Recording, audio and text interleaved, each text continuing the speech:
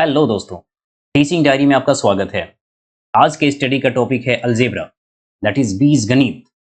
बीजगणित में हम दो तरह की राशियों का स्टडी करते हैं, वेरिएबल्स एंड नॉन वेरिएबल्स, चर राशियां और अचर राशियों के बारे में। चर राशियां जिन राशियों का मान हमेशा बदलते रहता है उन्हें हम चर राशियां कहते हैं, जैसे एक्स, वाई, जेड। ये इंग्लिश अल्फाबेट की कुछ राशियां होती हैं जिनका मान हमेशा बदलते रहता है, इन्हें हम चर राशियां। और नॉन वेरिएबल्स, अचर राशियां, जिन राशियों का मान निश्चित होता है तथा कभी नहीं बदलता है, इन्हें हम अचर राशियां कहते हैं। Just like 1, 2, 3, 4, 5, 6 etcetera. अब हम जानेंगे लीनियर इक्वेशन के बारे में, रैखिक समीकरण के बारे में। चर और अचर राशियों के मेल से बना समीकरण, जहां चर राशियों का घातांक 1 होता है, इसका पावर 1 होता है। वैसा समीकरण जो चर और अचर राशियों के मेल से बना होता है, जिसमें चर राशियों का घात सिर्फ और सिर्फ 1 होता है, उसे हम रैखिक समीकरण कहते हैं। जैसे 2x + 5 = 0। यह एक रैखिक समीकरण है। इसमें दो तरह की राशियां हैं। 2 क्या हो गया? अचर राशि हो गया, और x क्या हो गया? चर राशि हो गया। तो वैसा समीकरण जो चर राशि और अचर राशि से बना हुआ है और चर राशि का घात 1 है, यहां पर x इज x⁻1 हम लिख सकते हैं। तो यहाँ पे x एक चर राशि है और इसका घातांक क्या हो गया? 1 हो गया। और इसमें एक अचर राशि भी दी हुई है जिसका मान 2 है एंड 5 भी है। तो यह एक क्या हो गया? लीनियर इक्वेशन का एग्जांपल हो गया। कुछ और एग्जांपल्स भी हम देख सकते हैं। 3x + 4y = 0। यह भी क्या है? लीनियर इक्वेशन है।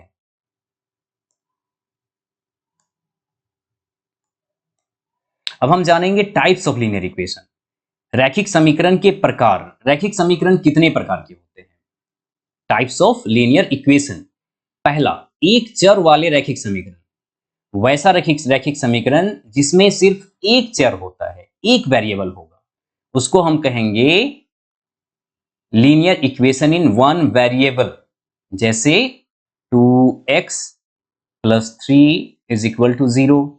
यह क्या हो गया? इसमें सिर्फ एक चर है, इसलिए यह जो हो गया एक चर वाला रैखिक समीकरण हो गया। जैसे 3y + 4 = 0।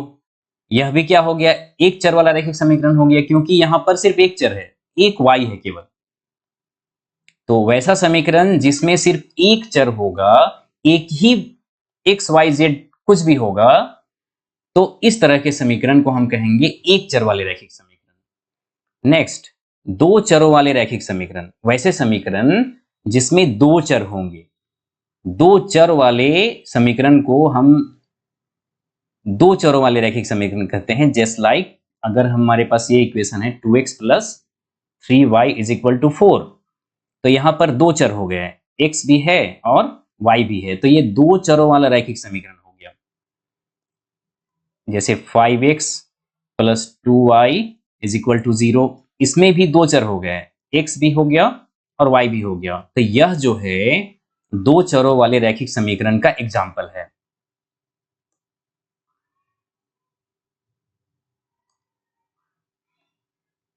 अब हम जानते हैं एक चर वाले रैखिक समीकरण का हल। एक चर वाले रैखिक समीकरण को हम सोल्व कैसे करते हैं? यहां पर एक क्वेश्चन दिया हुआ है स्क्रीन पे, आप देख सकते हैं। इसमें x का वैल्यू फाइंड करना है, x का मान ज्ञात करना है। तो क्वेश्चन है 2 × x - 3 - 5 × 3x = 3 × x + 1 - 4 × 2 + x। इसका हमें क्या करना है? सॉल्यूशन फाइंड करना है। यहां पर इक्वेशन दिया हुआ है 2 × x - 3 - 5 - 3x = 3 × x + 1 - 4 × 2 + x। अब हमें इसका वैल्यू फाइंड करना है। इस इक्वेशन में x का वैल्यू फाइंड करना है। हम क्या करेंगे? इसको मल्टीप्लाई करेंगे। 2 × x is 2x - 2 3 = 6 - 5 plus 3x = 3 × x 3x plus 3 one जा 3 माइनस 4 इंटू 2 8 हो जाएगा, माइनस प्लस माइनस होगा, 4 इंटू एक्स कितना हो जाएगा 4x हो जाएगा। अब हम x को सोल्व करेंगे एक साथ और नंबर्स को सोल्व करेंगे एक साथ। यहाँ पे plus 2x and plus 3x, plus 2x plus 3x कितना हो जाएगा 5x minus 6 minus 5 minus 11 is equal to 3x and minus 4x। यहां पर देख सकते हैं 3x एंड माइनस 4x दोनों में कितना हो जाएगा माइनस 6 हो जाएगा, प्लस एंड माइनस माइनस हो जाएगा, प्लस 3 माइनस 8 इज माइनस 5। अब हम x के टर्म को एक तरफ करेंगे, देन 5x माइनस x इधर आके क्या हो जाएगा plus x is equal to, इधर राइट साइड में क्या बच गया माइनस 5 बच गया, माइनस 11 इधर आके क्या हो जाएगा प्लस 11 हो जाएगा। तो हमारे पास जो इक्वेशन आया है अभी तक 5x plus x is equal to minus 5 plus 11, 5x plus x is 6x is equal to minus 5 plus 11 is 6 हो जाएगा, 6x is equal to 6, then x is equal to 6 upon 6, 6 one जा 6, then x is equal to कितना हो जाएगा 1 होगा, x का value कितना हो जाएगा 1। तो दिस इज द सॉल्यूशन। अब हम जानेंगे दो चरों वाले रैखिक समीकरण का हल, that is solution of linear equation in two variables. इसमें हम सिर्फ एक ही मेथड जानेंगे, निराकरण विधि या एलिमिनेशन मेथड, जो सबसे इजी मेथड है। यहाँ पे क्वेश्चन दिया हुआ है सोल्व द इक्वेशन, इक्वेशन को सोल्व करना है। पहला इक्वेशन दिया हुआ है 3x minus 5y is equal to 11 and 4x plus 3y is equal to 11, it is second equation. ये पहला इक्वेशन हो गया and this is second equation. तो फर्स्ट इक्वेशन का फर्स्ट लेटर 3, फर्स्ट इक्वेशन का पहला नंबर से हम क्या करते हैं दूसरे इक्वेशन को मल्टीप्लाई करते हैं, और सेकेंड इक्वेशन के पहले नंबर से हम पहले इक्वेशन को क्या करते हैं मल्टीप्लाई करते हैं। This is the method to solve the equation. Equation जो दिया हुआ है उसमें से पहले इक्वेशन के पहले नंबर से सेकेंड इक्वेशन को मल्टीप्लाई करेंगे, और दूसरे इक्वेशन के पहले नंबर से पहली संख्या से पहले इक्वेशन को क्या करेंगे हम मल्टीप्लाई करेंगे। तो इस मल्टीप्लिकेशन से हमारा जो वैल्यू आएगा 4 3 जा 12x माइनस 4 5 जा 20y इज इक्वल टू 4 1 जा 4 एंड 3 4 जा 12x प्लस 3 3 जा 9y is equal to 3 into 11 कितना हो जाएगा 33। अब हम क्या करेंगे यहाँ पे साइन का चेंज करते हैं, यहाँ पर प्लस है तो हम क्या कर दिए माइनस दे देंगे, यहाँ पे यहाँ प्लस है तो क्या करेंगे माइनस दे देंगे, और यहाँ पे प्लस है तो क्या कर देंगे माइनस पुट अप करेंगे। तो अब यहाँ पे क्या करेंगे हम इसको कट करेंगे, सब्ट्रैक्ट करेंगे। 12x यहाँ पे प्लस है यहाँ पे माइनस है, ये दोनों क्या हो जाएगा एलिमिनेट हो जाएगा, खत्म हो जाएगा। यहाँ पर माइनस यहाँ पे माइनस, माइनस माइनस क्या हो जाएगा प्लस होगा, minus 20y and minus 9y, यहाँ पे कितना हो जाएगा minus 29y is equal to, ये प्लस 4 है माइनस 33 है तो कितना होगा माइनस 29 होगा। यहाँ पर जो आया है minus 29y is equal to कितना हो गया माइनस 29, y का वैल्यू हम इसलिए यहाँ से फाइंड आउट करेंगे कितना होगा माइनस 29 अपॉन माइनस 29, ये कैंसिल हो जाएगा कितना हो जाएगा 1, therefore y is equal to कितना हो गया 1 हो गया। अब हम क्या करेंगे इक्वेशन 1 में y का वैल्यू पुट करेंगे, y का मान इक्वेशन 1 में रखने पर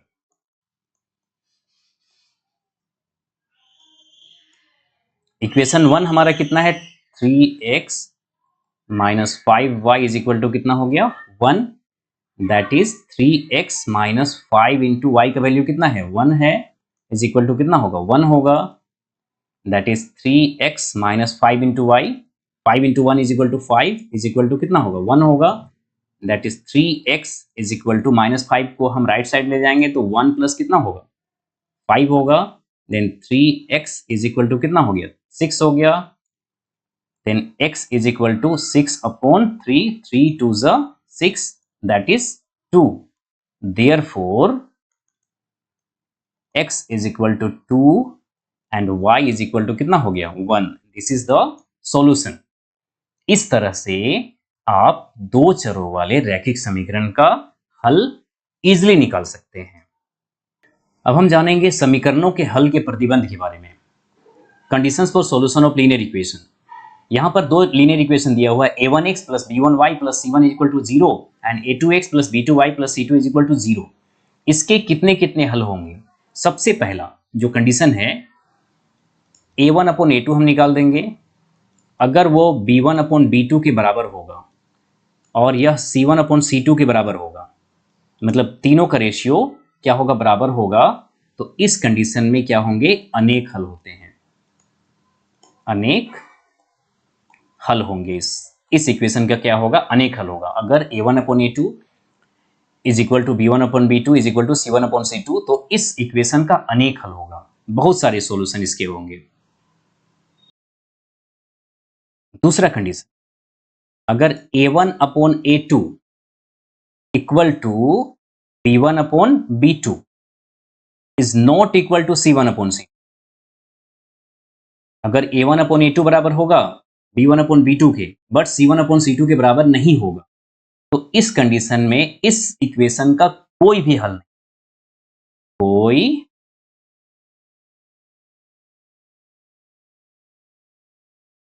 हल नहीं, कोई भी हल नहीं होगा। दैट इज इस तरह का अगर कंडीशन आता है तो इस इक्वेशन का कोई भी हल नहीं होता है। अब हम जानते हैं तीसरे कंडीशंस के बारे में। अगर a1 upon a2 is not equal to b1 upon b2, अगर a1 upon a2 is not equal to b1 upon b2, तो इस कंडीशन में इस इक्वेशन का सिर्फ एक हल होगा, केवल एक हल होगा, जिसको हम लोग क्या कहते हैं अद्वितीय हल कहते हैं, अद्वितीय हल कहते हैं। a1 upon a2 is not equal to b1 upon b2, तो इस कंडीशन में इक्वेशन का क्या होगा सिर्फ और सिर्फ एक हल होगा, अद्वितीय हल होगा। एक क्वेश्चन है जो जेएसएससी सीजीएल में पूछा गया है, 6x minus 5y plus 11 is equal to 0 and 15x plus ky minus 9 is equal to 0 का कोई हल नहीं है, तो k का मान ज्ञात कीजिए। यहां पर दो इक्वेशन दिए हुए हैं, 6x minus 5y plus 11 is equal to 0 and 15x plus ky minus 9 is equal to 0। ये इक्वेशन 1 है, ये इक्वेशन 2 है। तो इसमें शर्त क्या दिया हुआ है, कंडीशन क्या दिया हुआ है, कोई हल नहीं है। तो कोई हल नहीं होने के लिए कोई हल नहीं होने पर, कोई हल नहीं होने पर क्या होता है, a1 upon a2 is equal to b1 upon b2 is not equal to c1 upon c2। In a1 upon a2 6 upon 15 is equal to minus 5 upon k is not equal to 11 minus 11 upon minus 9। इसमें हम सिर्फ क्या करेंगे, इन दोनों को लेंगे, 6 upon 15 is equal to minus 5 upon k। Therefore 6 upon 15 is equal to minus 5 upon k, that is 6 upon 15। अब cross multiply करेंगे, 6 इंटू के कितना हो जाएगा 6k is equal to 5 into minus 5 into 15 is equal to minus 75।